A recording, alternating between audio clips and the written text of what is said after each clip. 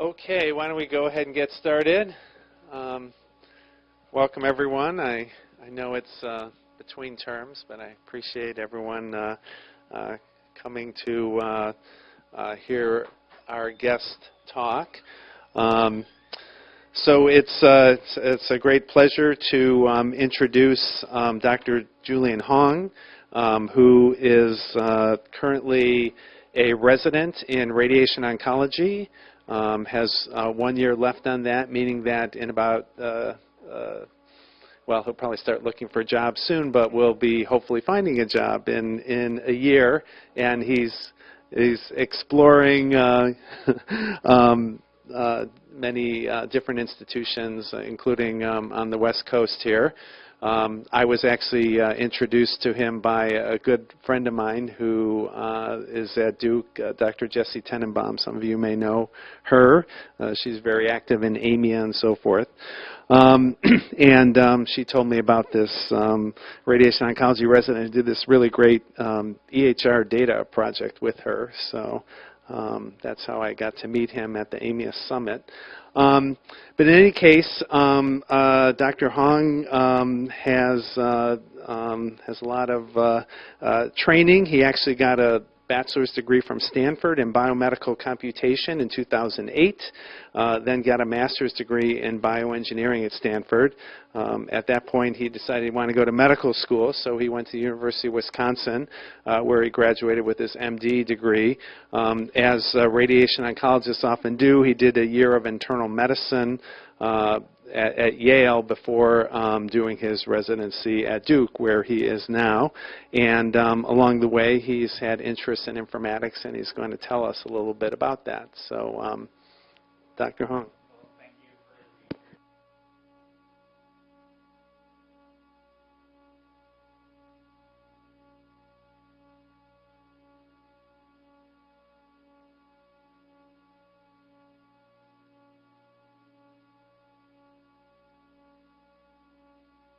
Okay, I think we're all set. The microphone is made because as you know, we're webcasting. All right, cool. And recording. And hello to everybody who's online, now that the microphone is on. All right, well, as Dr. Hirsch mentioned, I'm a radiation oncology resident at Duke right now, and my research interested in trying to bring informatics to the clinic, so I'll be chatting with you guys about that today and some of our most recent work. So first things first, I don't have any disclosures. So this is what we'll be talking about. So I have, at least in my young career, found it interesting to hear people's stories and kind of how they ended up where they're at, and everybody kind of has a different path to where they're trying to go. We'll talk a little bit in broad terms, both about radiation oncology, analytics, informatics, and then we'll talk about trying to bring some of those tools to enhance the care for our patients, and in my case, taking care of patients with cancer and getting past maybe some of the hype that we hear about in the media and everything. So it wouldn't be like a map without like an Indiana Jones theme. So as Dr. Hirsch mentioned, my academic career started at Stanford. There, my interest was primarily in imaging analytics and in cardiovascular biomechanics. So at that time, any of the radiation oncologists in the room will appreciate that I was already contouring like random stuff at that time when we were doing imaging analytics, which is like a big part of our job these days. And got a chance to interface with the radiation oncology department there, which is kind of how I got introduced. We did a lot of work on quantifying fiducial markers used for lung tumors as far as their migration, and then trying to improve our ability to image pulmonary tumors, which is really critical to our ability to treat lung cancer. From there, I went to the University of Wisconsin, where I got a chance to work on relational databases and clinical outcomes. We looked at a number of like the national databases and sort of their different linked billing sources. And that was sort of my like real introduction to doing patient outcomes related work, kind of with some informatics slants. Kind of continued that work when I joined an internal medicine program at Yale, where I interfaced with what they call the Copper Group, which works on cancer outcomes. And they have a very robust system there looking at different types of data. And then, of course, moved down to Duke, where I'm at now, and have had the chance to interface with a lot of different really just bright people, and I've gotten to learn a whole lot. And as Dr. Hirsch mentioned, got a chance to work with Jesse Tenenbaum there, who does a lot of work on EHR-based research in the area of psychiatry. So we've gotten a chance to put together some cool collaborations. So I know we kind of have an audience with a lot of different backgrounds, so we'll kind of cover the gamut of different things. But just a little bit about kind of our clinical day-to-day as radiation oncologists. Radiation, for whatever reason, is something that I think people are a little bit less aware of when they experience cancer treatment. But about half of patients will actually undergo radiation in some form or another when they're diagnosed with cancer. It is an important part of the curative treatment for a number of cancers. It's actually the definitive treatment for a number of different diseases. And radiation courses can vary very highly. We see folks from one treatment up to 7 weeks of treatment. And so it's a very diverse patient population, a diverse set of treatments. And it's often used in conjunction with other things that folks are familiar with, so surgery, often either before, after, with chemotherapy. An important treatment modality in the management of cancer. So just a quick kind of cartoon overview. So I'll kind of mostly focus on external beam radiation, which kind of is the bulk of what we do on a day-to-day basis, but we also do other forms of radiation treatments. But a patient who's getting external beam radiation will often come in, we'll do a CT scan that helps us generate a computer model of their body, and then based on that, we'll actually work with our medical physicists to develop a radiation treatment plan. And so this is kind of what we look at when we evaluate radiation treatment plans. This is an example of a patient who's undergoing radiation for head and neck cancer. So this is kind of their, if they're lying on their back and then face it with their feet towards you, and then facing up towards the wall, so you can kind of see their teeth. And so the radiation plan is sort of a weather map for the dose distribution of where the radiation is going. And the idea is that we use advanced imaging techniques to deliver radiation specifically where we want to go. So we kind of aim the radiation, try to minimize the radiation that goes to normal structures. An important part of what we do on a day-to-day basis. And then the patient comes in. They have often daily treatments. They lie down on a table that's very similar I usually describe it as very similar to having x-rays done every day on a day-to-day basis. And they go through their treatment, and the side effects of radiation are cumulative and very much disease and site-specific. And we'll actually talk a little bit more about that as we're getting through the talk. But patients can get treated for up to 7 weeks, and we're often sort of their main clinical contact during their treatment. And so we're often the sort of primary clinician responsible for their care during that period of time. And so we have very close clinical management of our patients, and it's actually relevant to some of the work that I'll be discussing today as well.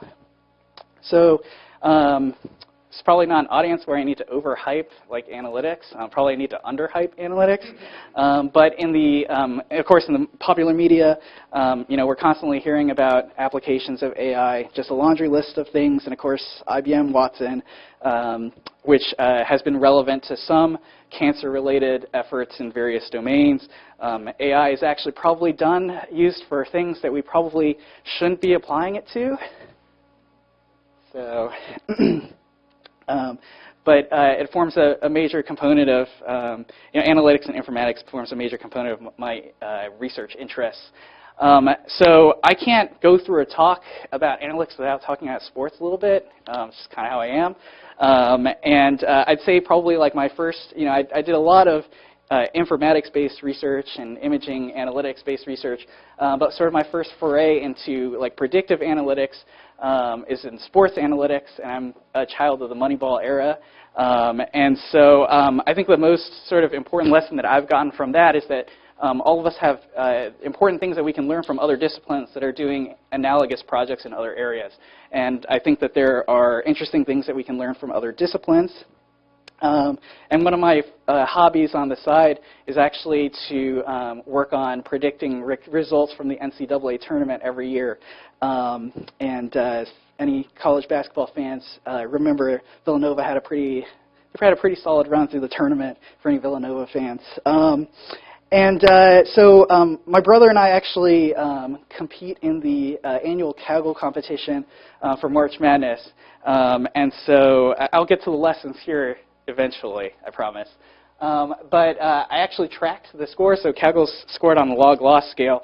you basically try to estimate the probability of like a specific team winning. And so you want a lower score. And so we do it for fun. I just try to, my goal is for any of the political junkies or analytics, like media junkies, I just try to beat Nate Silver in 538 on an annual basis. But you can kind of see some of the major events that happened in this year's tournament. And actually, incidentally, I promise this is us, we actually finished in third and picked up a little bit of change. And incidentally, I feel like this actually got more attention in my department than some of my research. So. But a lot of lessons learned here. So this is some of the details about our model. I won't go into like the basketball stuff, but I think that these are kind of themes that I kind of like to talk about. I think important to think about the domain of your problem, thinking about making good decisions in how you curate your data is really critical. And methods, we're in an era where we have all these complex techniques like deep learning. Even though those complex techniques are really sexy, there are trade-offs for those techniques. And so it's important to kind of think about, what your goals are with different problems. And sometimes, other types of techniques can work pretty well. So, all right. So enough fun.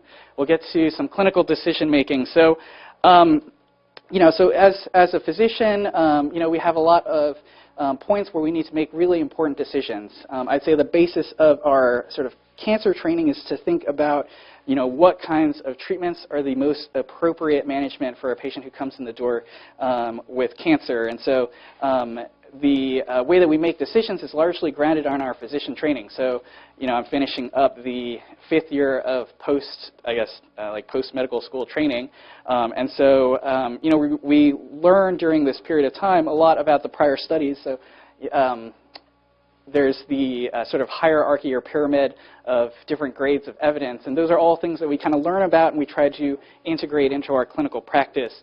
And then as you spend more time in the clinic, you rely very heavily on clinical experience to kind of drive some of that decision making, in the clinic. And so for any fans of like thinking fast and slow, a lot of sort of different heuristic techniques, things that are human that sort of inform our decision making for better or worse. And there's a lot of information to synthesize and a lot of potential sources of bias. And so, we're still human. And so there are certain things that we do very well, and there are certain things that we don't do quite as well.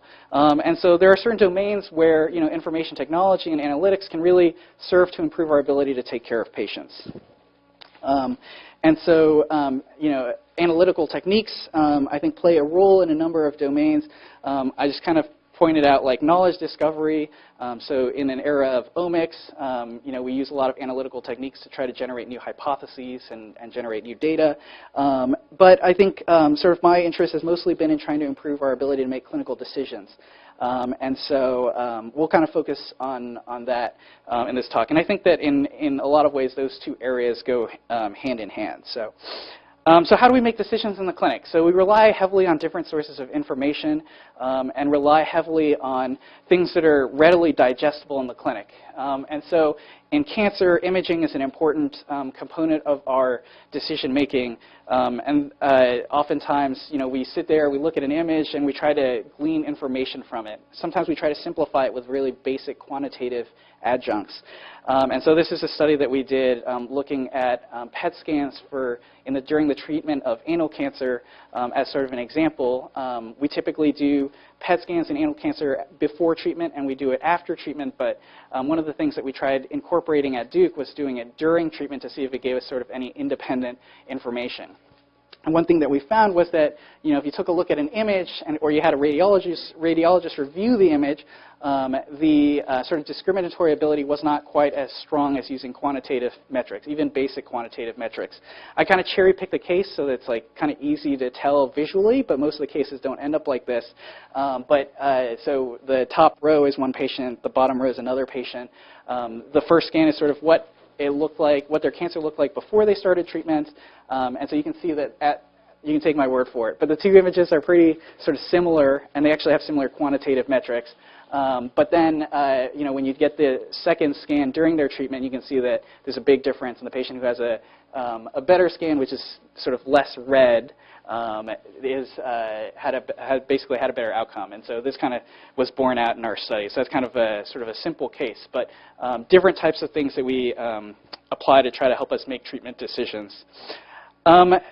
The clinicians in the room will probably recognize nomograms because they're a popular visualization tool for sort of basic digestible information in the clinic. This is a study that one of my co-residents and I worked on. So in prostate cancer, we rely heavily, in prostate cancer, a fundamental part of the treatment is what we call, for simple terms, hormonal therapy or androgen deprivation.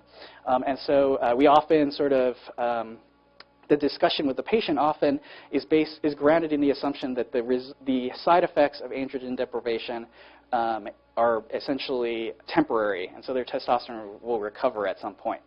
And so one of the questions that we're often asked in the clinic is, well, doc, when is my testosterone going to go back to normal? When are the side effects going to go away? And so we put together a nomogram for trying to predict, how testosterone recovers, essentially. And so this is sort of another piece of clinical decision-making that we use. There are a number of different nomograms that sort of play a role in medical care. A lot of them are on apps on your iPhone in the clinic these days, and they give you sort of a digestible piece of information that you can use to inform things.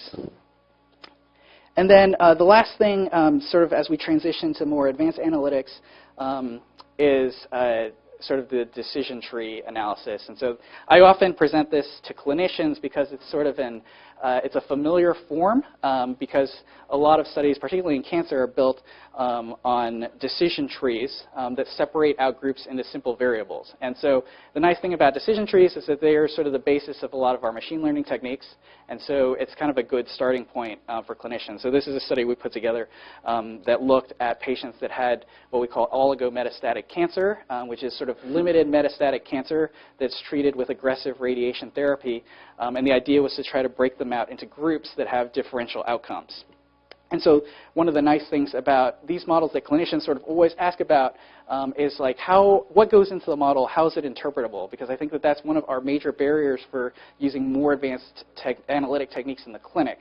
And so, there's a trade-off between simplicity in models or complexity in models and predictive accuracy.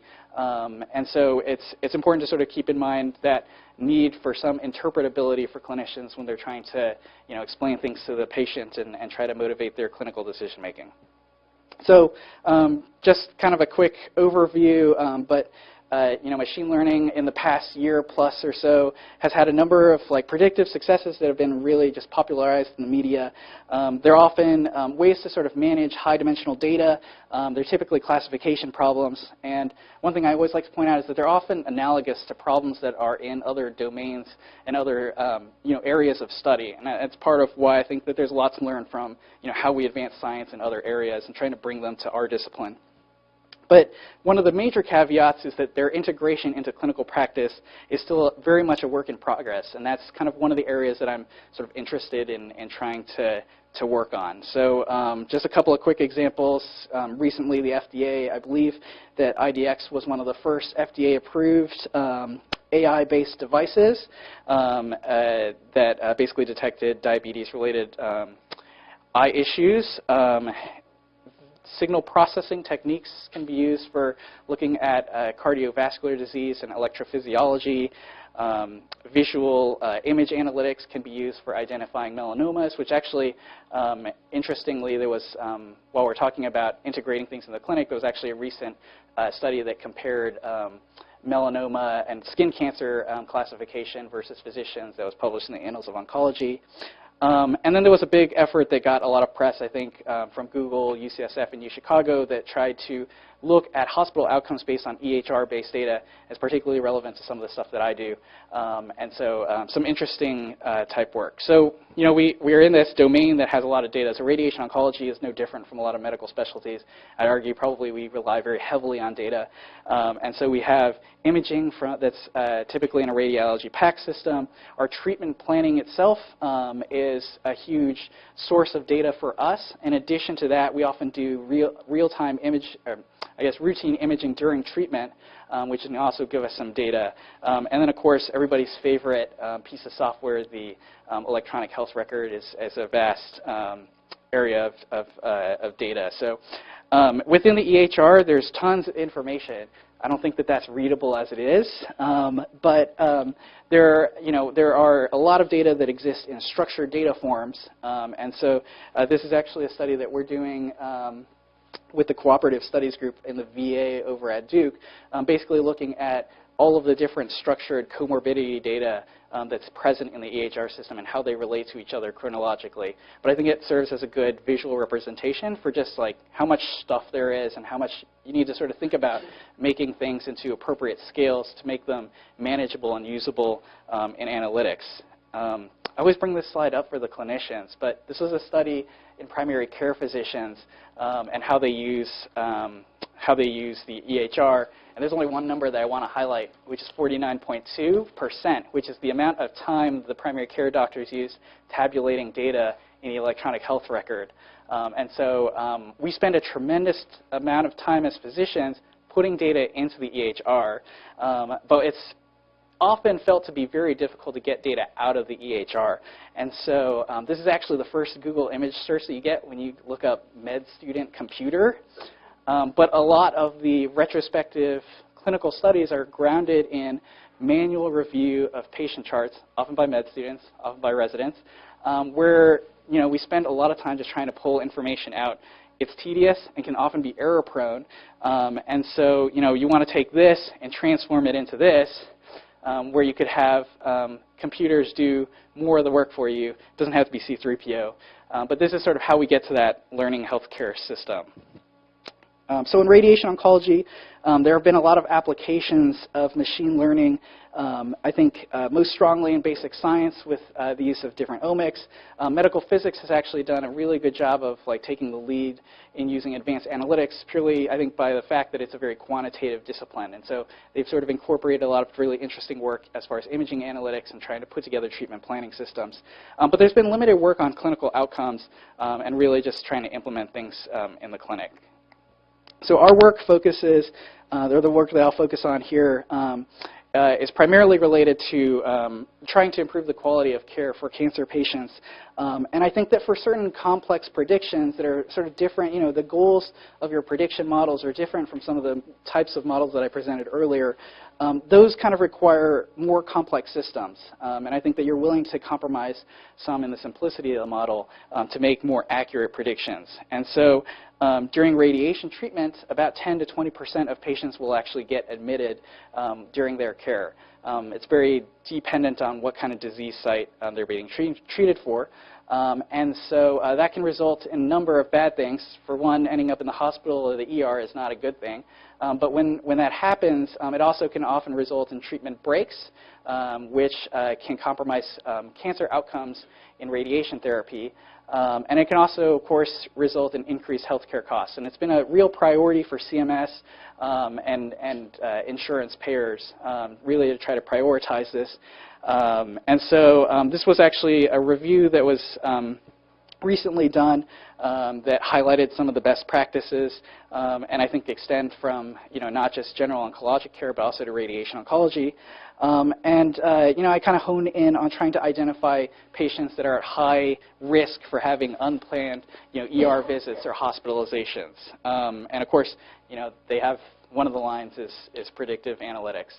And I think that that's sort of the first step in the chain in trying to improve cancer outcomes. And as Dr. Hirsch and I were discussing earlier, these kinds of projects are very popular because of how the endpoint is defined. But I think that there are a lot of sort of important things to think about when we're putting together these machine learning models. So, in this case, one is how well can we predict the event? And I think that oftentimes there have been so many publications looking at, predictive modeling and looking at AUC curves, and it's like, oh yeah, we can do a really good job of predicting this, issue. And in this case, trying to predict ER visits and hospitalizations during radiation treatment. But there are other sub-questions that we really should be asking, because those are the barriers to getting these things in the clinic. So one is, can we actually do something with this knowledge? And that's been, I've spoken to folks at other institutions. That's been part of the issue, is they design these really accurate predictive models, but then it's really hard to do something to change the outcome, or it's really hard to design a study that will show that you can intervene and actually make a difference without it taking years and years and years or something like that. And so that's, I think, a really important thing to keep in mind. And at the end of the day, our goal is to try to find ways to get at an ends, which is high value and high quality cancer care for our patients. And so I think it's important to kind of keep that end in mind when you're sort of thinking about the pathway of putting these studies together. So if George Costanza walks in the room, you want to be able to say, hey, this guy's at high risk for admission. I want to be able to do something to improve that. And so in this context, there's actually been data from UNC that basically showed that more aggressive supportive care during radiation treatment actually reduced the risk of acute care visits. So in their study, they basically implemented what they called a symptom management clinic. And so their baseline rate was 16% of patients with head and neck cancer that were unselected ended up in the ER in the hospital. When they implemented this clinic, they actually reduced that rate from 16% to 10%. But they used it in an unselected fashion, and so that can be very resource intensive. They're actually rolling it out to other disease sites now. But on our side, we sort of thought, is there a way that we can sort of really efficiently try to provide this high-value care without being quite as resource-intensive? And so that was kind of the goal of the project. So Jesse Tenenbaum and I put together this collaboration where we took our entire patient experience over the EPIC era at Duke. So that was over the past 4 years. We started out with the structured EHR data from the Duke data warehouse, which I'll talk a little bit about in a second. And then we also took data from the radiation oncology EHR. So the radiation oncology data, at least at Duke, is often very siloed off from EPIC. And so there are two sort of separate sources of data that on occasion talk to each other to transmit things like appointment information, sometimes not 100% accurately. But they're two separate silos. And then we use multiple machine learning techniques to try to predict the rate of acute encounters during the treatment. And so the goal is to try to direct clinical intervention. So the problem, I think, is a sort of a straightforward classification problem and trying to take high-dimensional data out of the EHR. So a little bit about kind of how at least I think about structured data. So as a physician, it's been pounded into me sort of how the clinical encounter goes. And so I thought this was a cute graphic from the 80s, but the date says the late 90s. But in either case, it's from an old Mac. But this is kind of how we think about the data that we need to collect when we walk into a clinic room and see a patient. And I think oftentimes sort of that, that's a very rational approach to clinical information gathering. And I think that those sorts of things can be extended to how we think about the data that we need to incorporate into our predictive models. And so we collect information like the patient's chief complaint, sort of what's going on with them, all of their past medical history, medications, things like that. And I think that these are all things that in some way can get represented with data that's already structured in the EHR. And so this is a depiction of the Duke data warehouse system. And so we have the benefit of the deduce system at Duke, which actually pulls data from the Clarity database, which pulls stuff from the operations EHR. And so these are sort of all of the data that we try to incorporate into our algorithms. I'd be remiss if I didn't talk about how at least I spent 80% of my time. So the machine learning stuff is in vogue and all in hype. But most of the time that we spend in analytics is just cleaning data and trying to make it into usable formats. And I think that this is sort of an area where I think, again, domain knowledge and sort of conscientious consideration of what the problem you're trying to solve is very, very important. And so, you have all this data in the EHR, but it's often, in different scales, it's at different levels that are sort of different from, the information that, we would be thinking about in the clinic. So for instance, if a patient comes in with a tonsil cancer, it's represented by a specific ICD-10 code. we kind of often think about head and neck cancers as one sort of conglomerate group, which is a number of diseases that are fairly similar and anatomically close to each other. Oftentimes the side effects of those treatments are very similar to each other. And so even though two patients might have different ICD codes, so a patient has, let's say, base of tongue cancer and a patient has tonsil cancer, those entities are not they're not particularly different from each other. And so it's important to sort of think about like how data needs to be reprocessed into sort of rational things. And it's probably like the least exciting part, but I think it's the part that kind of gets you the most mileage and probably where you spend most of your time. Medications in the EHR are in particular like an issue. So you have a number of different types of medications. They have different doses. They're represented as distinct entities.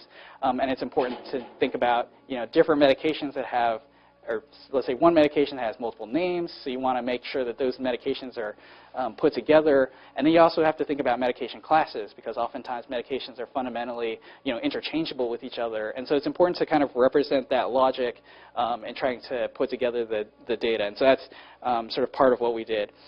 Vital signs, I think, is a really interesting area that I think could be explored more with like time series and deep learning. And for the simplicity's sake, in this project, we kind of just formatted down to like physician-defined abnormal ranges. So these are all data that came from before the patient's treatment. So the idea was to take all data before a patient's treatment, put together a prediction, the second that they start their treatment, so you have something to kind of go into things with.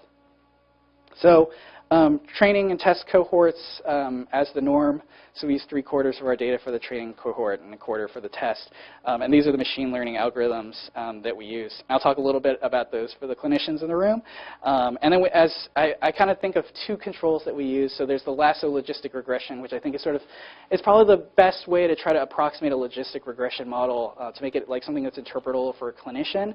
And then we also used a gradient tree boosted system that basically limited variables to cancer and treatment-related things, because I think as clinicians, we sort of see a patient, we're sort of thinking like, well, those are the things that are probably going to predict whether or not someone has issues during their treatment. Just really quick review of some of the machine learning techniques. So gradient tree boosting, as I mentioned before, decision trees, sort of the baseline learner for a lot of these models. Gradient tree boosting I think of often as like in series, and so you generate a series of decision trees that sort of basically continue to build on the like residuals of one of the preceding tree. And so you put all these trees together and you come up with a prediction.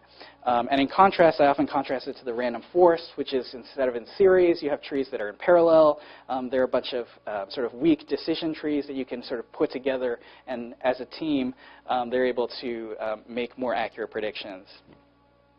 I always think support vector machines are kind of a cool picture, but if you have all the black dots representing patients that end up with an acute visit, white dots representing patients that go through treatment without any issues, and then you basically want to create this plane where you can separate out the patients, and this is what it looks like in 2 dimensions, but with thousands of variables like we have in the EHR, much more complex things to visualize. But I always think it's a good visualization. I talked about LASSO already. There's not like a great picture of a LASSO logistic regression, so I went with Wonder Woman's Lasso of Truth. But the idea is there are better pictures for overfitting. And so the idea being that if the blue dots represent patients that are admitted or have an ER visit, and the red dots that represent those who do not, LASSO takes you from the green line, which draws this perfect separation in a training set, but is not as generalizable, versus the curve for the blue dots. The idea being that you want to prevent overfitting by regularizing. So a little bit about the results. So these are how our models performed, and I think I already harped on like having a bunch of AUCs, but I'll show you a table of AUCs anyway. And so you can see the take-home point that I usually take from this data is that you can pick a machine learning technique, and they often work pretty well, and oftentimes some work better than others in certain situations depending on the problem or the context that you're trying to work within. But the gradient boosted tree had the highest performance, and I often think that it's very useful to translate for clinicians sort of what this means, because an AUC is this sort of unified number that basically takes all these results along an ROC curve, But oftentimes, a clinician says, well, what does that exactly mean, like when you're trying to make a prediction for a patient?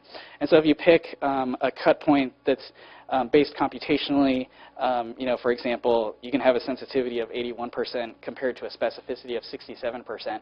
And you can make trade-offs depending on where you want to sit in the curve, depending on what your clinical resources are or how you want to manage the problem, whether you're more willing or less willing to accept, false positives or false negatives. The LASSO, I always point out, did a fairly good job, so it's always important not to forget your old friend logistic regression, which is, I think by far the most interpretable technique, and then gradient tree boosting with just sort of simplified variables did the worst. So I think that the idea of showing that comparison is to show that you can get more predictive accuracy by incorporating larger scale, high-dimensional data into the prediction model. The other part in assessing model performance is calibration, and so you want to be along the straight line. You want your prediction probability to compare well with the actual probability, and so that has a pretty good visual. So, interpretation of models. So, I think every clinician's favorite thing, but I think it's important to keep this in mind, and I think that in all different fields of analytics, interpretation has become like an emerging concern, and so I think it's really important to keep in mind. At the very least, for tree-based and decision tree-based systems, we have the benefit of looking at how many times a variable or how often a variable contributes to the prediction. I always tell people, like, when you sort of peek behind the curtain, to try to exercise a little bit of caution in a strict interpretation because there's so many correlated variables and whatnot. But for a clinician, a lot of these variables make sense. So, like, if you had asked me if a patient has more treatments, or or they're receiving chemotherapy because their treatment is more intense, like, do you expect them to be more likely to have an acute event? And I'd say yes. And so I often think of variable importance as sort of a way to do like a sanity check against your clinical judgment. And so I kind of color-coded this graph to show that there's a diverse swath of data that plays an important role in empowering these predictions. And then I always point out the scale because that scale only goes up to 0.07.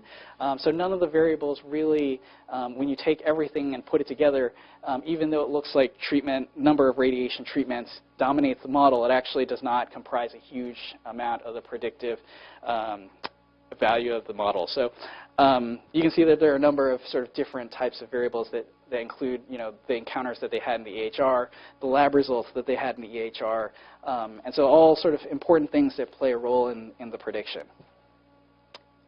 So the next steps are really important, and I think that the first is sort of, how do you get machine learning techniques implemented in the clinic? Like, how do we take the next step?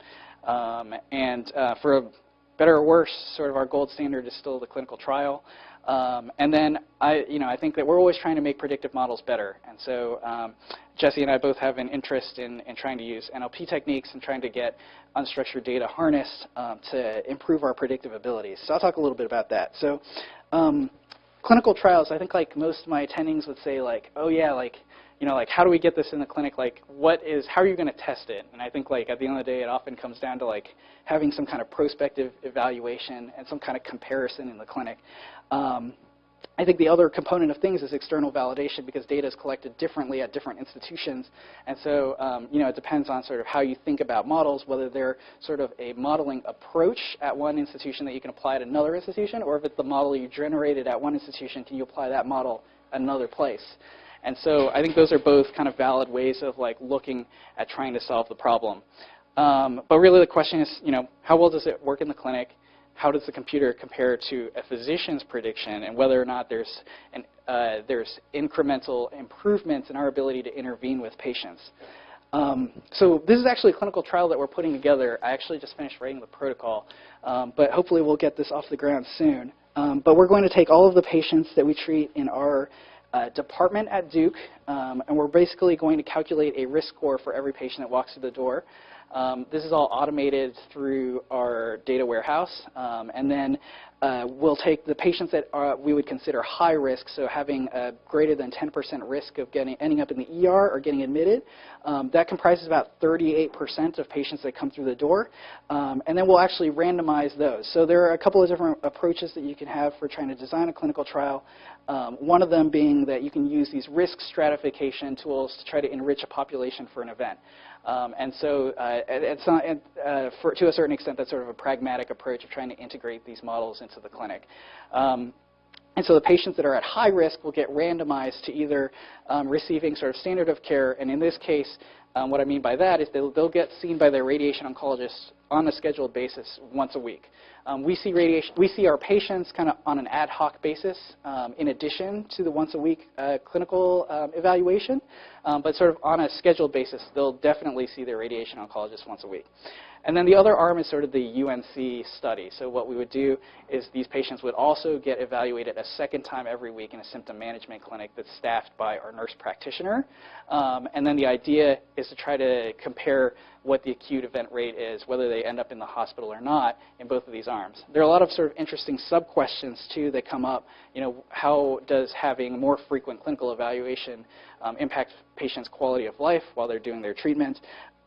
Everybody wants to know the comparison of the physician versus the computer prediction. And then one question I think that's very important is, what are the reasons for acute visits? Because one of the questions that we still haven't answered is, what kind of admissions or ER visits are actually preventable? And there's still a lot of controversy about that.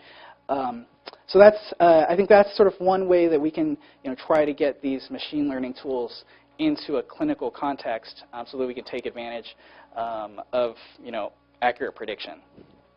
So I think I'll wrap up on talking a little bit about sort of the next phases for improving the accuracy of our model, which is incorporating NLP. And so there have been estimates that that's the estimate that I usually hear, is that 80% of the data in the HR is unstructured. Oftentimes they can complement structured data. If you ask, when I go through a patient chart, most of the time, like, the main thing that I'm reading is like this clinical narrative that other physicians are writing about a patient. And sometimes I'll flip through some of the structured data. But that's really like where most of the attention is spent, is reading clinical notes. There are some encounters that are actually only captured in clinical notes. And so I mentioned that we see our patients once every week. And most of the data that comes from when we see them is in the form of plain text symptoms that we recognize on a regular basis. We often have vitals and weights and things like that. But the clinical data is sort of where the high-yield information is there. And so there's high-density information there. And so the idea is to try to combine the unstructured and structured data together. For example, if you have a patient that's undergoing their treatment, we measure radiation in a unit called gray. And so let's say you have a patient that's progressing through their treatment, they're getting more radiation. The structured data gives you some insights because like this patient is losing weight as they go through their treatment. And then you also know that they're taking more pain medications as they're going through their treatment. So they might be like headed on like a bad trajectory as they're going through.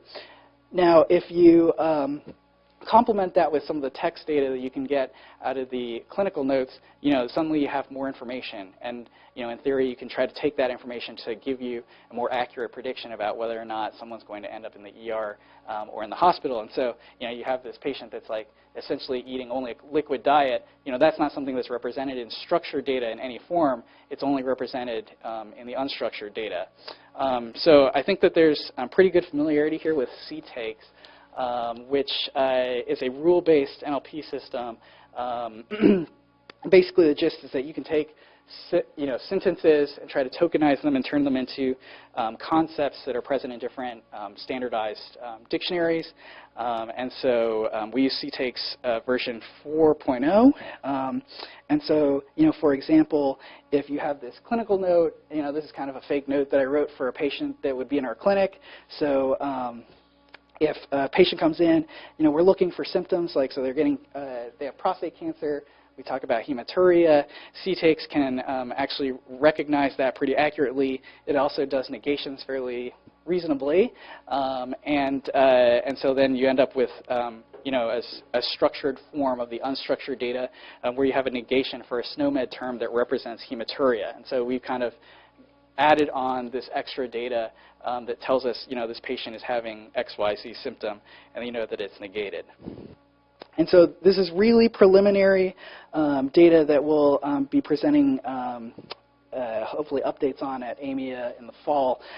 But these are sort of the symptoms that if you look at, grossly patients that are going through radiation treatment, whether or not they had an event or not, there are certain things that are just sort of in general more associated with having acute events that are noted in the chart. There's also a lot of stuff. I cleaned out this table, but there's also a lot of interesting data, I think, to be gleaned from whether or not physicians report normals, because we tend to report normals more frequently when someone's having a more thorough examination. And so there's some interesting stuff there. But it's always, so hard to determine how that knowledge will influence how people will document things in the chart. And so that's the current stage of what we're adding. And I think with that, I can wrap up. So just a couple acknowledgments. Jessie, as I've mentioned a bunch of times, has been an excellent bioinformatics mentor. This is her and me and my now 9-month-old son at AMIA this spring. Manisha Palta is our primary clinical mentor. She does GI at Duke. Donna Nitzwicki is our biostatistician. And I think very important to have biostatisticians involved, especially in the development of trying to implement tools in the clinic. I should always give props to my brother, who works on the cowgirl competition with me. And then we have some funding from the Duke Endowment. And thanks to Dr. Hirsch, Dr. Thomas, Dr. Thompson, Lynn and Lindsay for coordinating my visits. And I will wrap it up there. Thanks.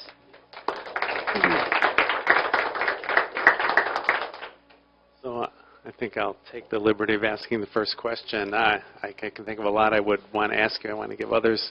But I was looking at your clinical trial protocol. Yeah. And wondering what kind of power it's going to take to discern a difference. Because, and this is always a challenge with informatics tools because they, in essence, become the treatment. Right. And so, have you done a power calculation? Will you have enough patients to detect the difference? So we treat 2,000 patients per year, which you probably could have figured out from the that one slide. So based on that, the power calculation ended up being about 100 patients in each arm. So we would certainly be able to hit that if we had pretty solid enrollment on the study. It's that is grounded in the event rate of the standard arm would be about 20%, 15 to 20%, and then you would expect, at least based on the UNC data, about a 30% decrease. And so it's about 100, I think like 101 patients in each arm. So. Can you tell us about the term automated? What does automated hovering mean? That was in the JLP article from the Penn Group. Automated hovering. Automated hovering. I'm not quite sure. I don't know if anyone else knows. I recently heard about an automated slide scanner that is using AR that can automatically. I recently heard about a slide scanner, an automated slide scanner that can automatically segment as you are looking through in your field of view on a slide. That might be something interesting.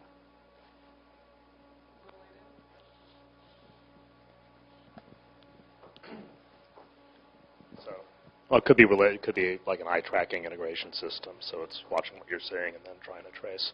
I had a different question. I'm curious about one of the secondary analyses up there. Yeah. This physician versus ML prediction. Yeah. So, and based on your tone of voice, I think you're probably thinking the same way I am on yes, this. Yes, probably. Is it really important which one wins in that question? Yeah. Well, I think that to a certain extent, right, the question is like if a physician was as accurate in identifying patients as the computer, then there's no need to go through the whole process, right? Because the physician themselves could identify, who's at high risk. Sure, I guess. But, to me, the first step before you even get there, right, is does the output of the algorithm help the physician? Right, yeah. which would require, I mean, obviously this would be beyond the scope of the study you've designed that would require a different clinical trial. Yes. But to me, that would be a more potentially interesting question than Yeah. who wins, Yeah. you know, the what is it, the steam drill versus the hammer. So that is an excellent question and a very excellent point. So when I was originally designing the clinical trial, actually related to Dr. Hirsch's comment about powering, it was originally designed as a much more complex trial, as you could imagine. And so I had originally wanted to do have multiple randomization arms where you had physician by themselves, physician with the aid of the computer, and then computer directed. And then within each of those arms, you had the intervention or not, because then you can answer a whole series of questions based on that. That becomes a hugely hairy clinical trial to put together. And so for the sake of like trying to design something pragmatic, we ended up simplifying things to what I thought I could get done in the department. Well, I mean, that makes perfect sense. It's completely reasonable, right? So it makes me wonder, maybe it's not important then for the ML to win, but for the machine learning prediction to show something new that the physicians may not catch. Yeah. Because that definitely. could be grounds for future study. Yeah, and I think that's sort of, in some ways, I think related to the, like, having the physician be augmented by the output from the algorithm, because then you have two votes fundamentally, right? And in some cases, the physician's probably going to be better, and in some cases, the computer is going to be better, and they don't necessarily have to be competing directly, like you're saying. Julian, it's a great talk. You know, diving into this a little bit more, again, you know, acute event. Yeah. How are you defining this? Obviously, it's, well, presumably it's very cancer specific and specific. You mentioned about weight loss and nutritional status, right? And someone who's not then sustaining their vital signs, so then, okay, they need hydration. Oh my God, you got to get to the ER or something. Right. Right. That kind of thing is one path that someone may take, but there's multiple other paths that someone may take to get to the ER and have a quote unquote acute event. And presumably that's related to a lot of other clinical factors. So what is your thought on the kind of routes to the ER and predicting an event rate? And are all events considered equivalent? And Yeah. or is really the model predicting the same thing? Yeah. So the model itself, as it's currently put together, basically predicts, it's a binary, is this patient going to end up in the ER or get hospitalized? Which, you know, I think it is a way to try to simplify the problem. But there are so many other questions, right? Like, you know, if someone is ending up in the ER very frequently during their treatment, they're still counted just as a 1, even though they're this, you know, high sort of volume type person. And certainly there are a lot of different routes, and there are also a lot of causes for admission. So, you know, we see patients like every week, and they're on our watch for like up to 7 weeks. But a patient might end up in the ER for something that's not necessarily related to their cancer. And so then the question is, well, you know, how important is it for us to be able to recognize that with the machine learning algorithm? And I think that a lot of that depends on what your objective is, because I think if your objective is to find patients that are at high risk for ending up with an event, then even though it's unrelated, I think that they're sort of, you know, still on our watch, and it's important to predict that. But I think that those are all at least the reasons for admission question is one thing that I think we're definitely going to tabulate pretty thoroughly on our trial, because I think it's a question that's come up like a fair amount as we've discussed the project.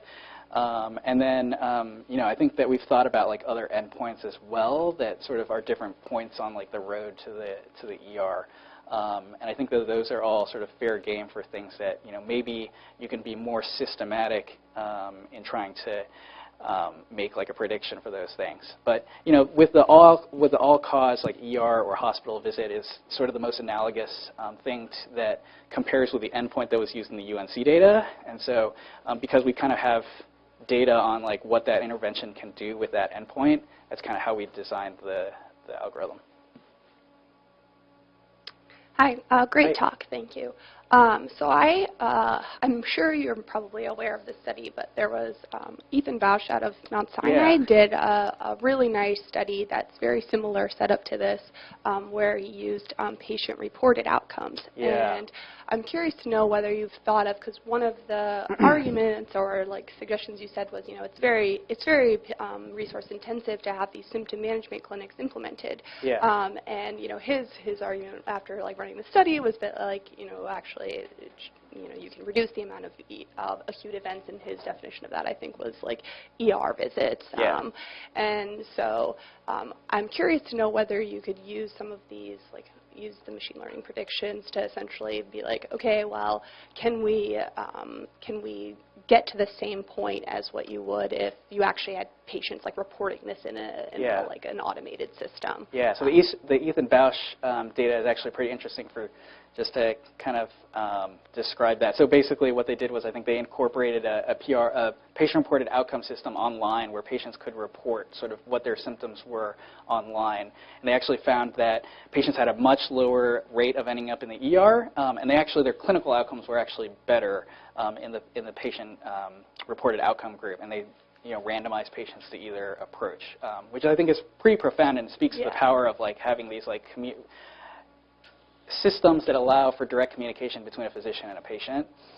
And so I thought that study was like a great study. The first answer I'll give is kind of not really, it's answering the question that wasn't asked. But I think patient-reported outcomes are really important. I think that improved collection of patient-reported outcomes is in particular like an important goal in oncology. In particular, I think in radiation, because we see patients so often that they can be giving us a lot of information. We've kind of talked about some collaborations with folks that have high-quality patient-reported outcomes as far as their toxicity during treatments.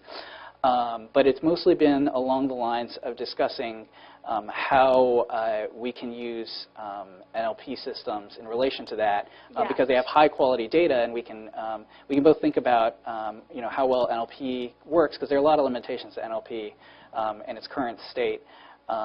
And also the comparison, we always talk, I think we talk often about the comparison between physician-reported outcomes and patient-reported outcomes and the discrepancies there.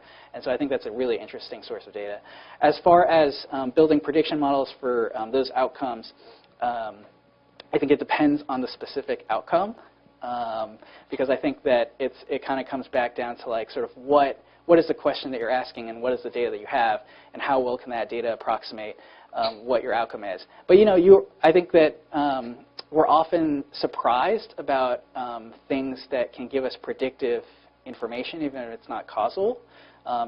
Jesse's favorite example is that Nigam Shah did a study looking at mortality, and one of the things that they found, which in retrospect is unsurprising, was it had to do with whether or not they called in religious services at a certain time, because there was increased mortality shortly following thereafter. And so there's always, I think, these techniques. It's always that balance of going in with or without a hypothesis, and sometimes you're surprised, and if it makes sense, like in that example, it's useful information. And so so. Thank you. Hopefully I answered enough of the question that was asked. Okay, well, before we finish, I want to present this. This is actually, and in fact, I should acknowledge my fellow department chair, Dr. Charles Thomas, who's the chair of radiation oncology. And for those of you who have noted when Charles comes here, he and I were high school classmates. So we're the only high school for which there are two School of Medicine department chairs. We always point that out in public.